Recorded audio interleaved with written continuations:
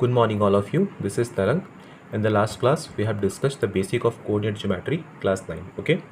So हम लोगों ने लास्ट क्लास में देखा कि अगर हम लोग दो म्यूचुअल परपेंडिकुलर लाइंस लेते हैं, जैसे कि ये वाला लाइन कहलाता है एक्स एक्सिस, कैसे रिप्रेजेंट करना होता है, यहाँ लिखोगे एक्स डैश, बीच में लिखोगे ओ, यहाँ लिखोगे एक्स।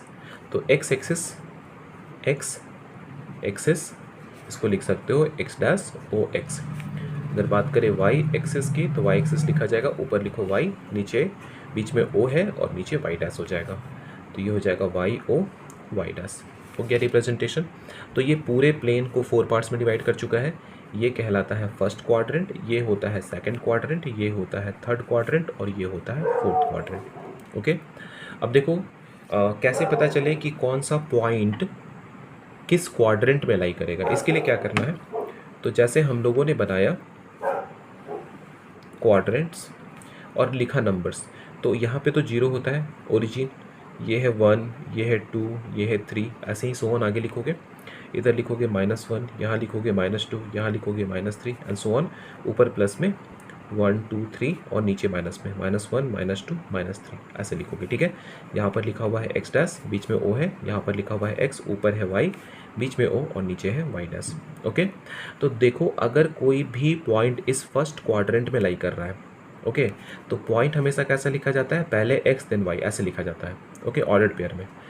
तो यहाँ पर ये जो क्वाड्रेंट है ना, ये इस लाइन और इस लाइन से मिलके बना हुआ है, तो यहाँ पर x भी पॉजिटिव है और y भी पॉजिटिव है। इस क्वाड्रेंट की बात की जा रही है, मतलब प्लस कॉमा प्लस। तो वो सारे पॉइंट्स जिसमें दोनों वैल्यू पॉजिटिव होता है वो फर्स्ट क्वाड्रेंट में लाई करेगा। फॉर एग्जांपल 2,4 ये फर्स्ट क्वाड्रेंट में लाई करेगा। फॉर एग्जांपल 5,3 ये फर्स्ट क्वाड्रेंट में लाई करेगा। ओके, अब देखो ये जो सेकंड क्वाड्रेंट है ये मिलके बना हुआ है इस लाइन और इस लाइन से। ये क्या है, x वाला पार्ट है और ये क्या है, y वाला पार्ट है। ठीक है, तो यहाँ पर x नेगेटिव है और y पॉजिटिव है, मतलब माइनस कॉमा प्लस। तो वो सारे पॉइंट्स जिसमें x प्लस में हो, x माइनस में हो और y प्लस में हो, लाइक अगर लिखा हुआ है -2,3 तो ये लाई करेगा सेकंड क्वाड्रेंट में।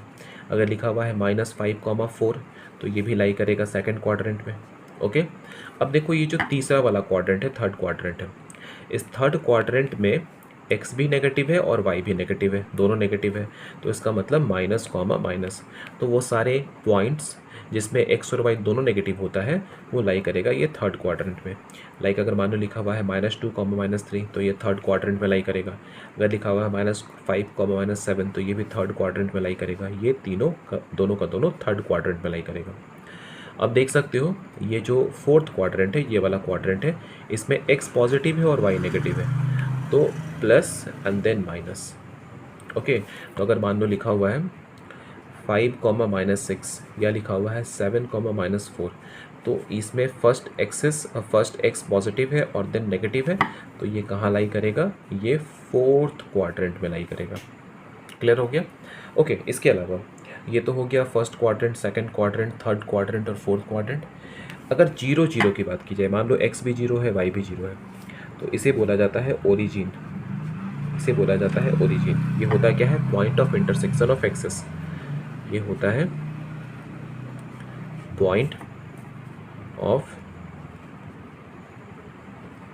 Intersection of axis. ओके, दोनों एक्सिस जहाँ पे मीट कर रहा है, जैसे देख सकते हो ये वाला पॉइंट है, इसे क्या बोला जाता है, ओरिजिन बोला जाता है। अब मान के चलो कि कोई एक वैल्यू 0 है, जैसे कि मान लो लिखा हुआ है 5,0 या लिखा हुआ है 0,6। ओके, तो ये अब किसी क्वाड्रेंट में लाई नहीं करने वाला है, ये लाई करेगा ऑन एक्सिस। ऑन एक्सिस, ये एक्सिस के ऊपर लाई करेगा। ओके, अब देखो ये जो पहला वाला हम लोगों ने वैल्यू लिया हुआ है, इसमें x तो है लेकिन y नहीं है, y 0 है। ठीक है, तो इसका मतलब ये लाई करेगा on x axis, because y तो है ही नहीं, और इसमें देखो x 0 है, तो ये कहाँ पर लाई करेगा, सिर्फ y है ना, तो ये सेकंड वाला लाई करेगा ऑन y एक्सिस। याद रहेगा। ठीक है, अब y एक्सिस पे कहाँ पर होगा, 6 पर होगा। ये x एक्सिस पे कहाँ पर होगा, 5 पर होगा। क्लियर हो गया। ओके, तो इस वीडियो में इतना ही। नेक्स्ट वीडियो में इसके आगे की चीज़ों को लेकर के हम लोग दोबारा मिलने वाले हैं। तब तक के लिए अच्छे से पढ़ाई करो। Thank you.